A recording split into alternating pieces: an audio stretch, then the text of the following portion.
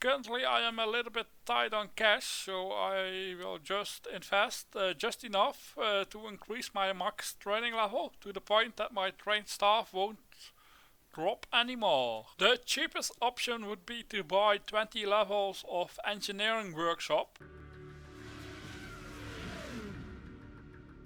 Hello and welcome back to the channel. Today it's time for some facility maintenance.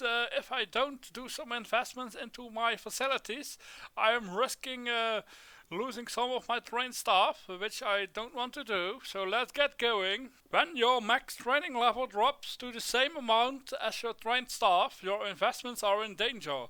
If you don't do anything at this point, your trained staff will start to slowly drop over time, and you would need to train your staff again. The average level of your facilities determines the limit of how much you can train your staff.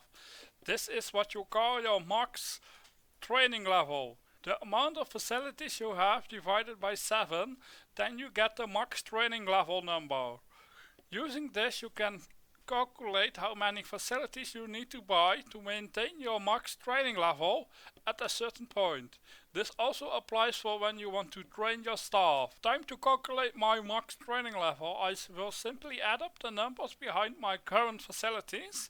Then I should get 188 if I had done it correctly, and yes, correct. And then I divide it by 7 and then I get the max training level 26.85, and it's rounded down at 26 in my case.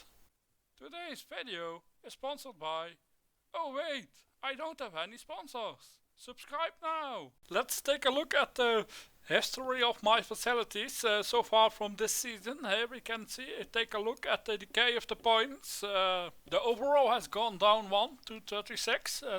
Commercial is now at 38. And the pit stop training center is now at 40. Was at 45. The wind tunnel is now at 28. The alloy and chemical lab at 26. The R&D at 22, and the R&D workshop at 21, and the engineering workshop is now at 17. Well, I don't want to lose some of my trained staff, so it's time to invest some into my facilities. Currently I am a little bit tight on cash, so I will just invest just enough to increase my max training level to the point that my trained staff won't drop anymore. The cheapest option would be to buy 20 levels of engineering workshop, but I don't really need them now as I am not really planning to do any testing in the upcoming races. Buying 20 levels of commercial facilities would help my sponsor progress, which could turn into some more successful sponsor talks. So that would make 188 plus 20 from the commercial is 208 divided by 7. Should get a max training level of 29.7 after the facility update is done, which should be a big enough investment for the rest of the season to maintain my trained staff level at 27. Time to buy the facility finally, almost spending $4.3 million. Let's confirm that, and as you can see the commercial has gone up by 20 to 57, whilst the overall staff has increased by 2, whilst my max training level is now at 29 and my trained staff at 27.